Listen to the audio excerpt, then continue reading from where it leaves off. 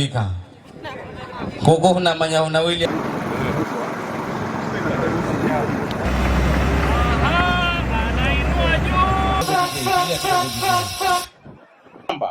ni lazima kama serikali tunajitayarisha. Kuna watu wanaona ukame wanakuwa na uoga, wanaona jameni, hapa tutakosa chakula miaka mbili, mwaka moja utapokuja. Na mimi nawaambia wananchi wa Kenya, msiogope, serikali iko na tutakuwa na chakula ya kutosha. Hata kukiwa na ukame tutakuwa na chakula ya kutosha. Pia vile vile kuna wale wanafikiria kwa sababu ya hii ukame ama kwa sababu ya El Nino hatutakuwa na mbegu ya kutosha ya kupanda.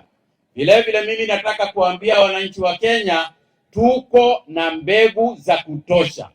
Mimi nitafanya kazi na nyinyi na hii project, tuwashikanishe pamoja, mfanye the families which watakuwa wakifanya kazi hapa, tufome chama cha ushirika cooperative, ndio tuweze zile vitu mnalima hapa tuwe tunapeleka sokoni, tukua tumeungana pamoja through vyama vya ushirika ambayo itakwenda kuwa mahali hapo, na hakika tutaona kina mama, vijana, sote tupate sehemu na kila nyumba iwe na uwezo wa kupanda chakula.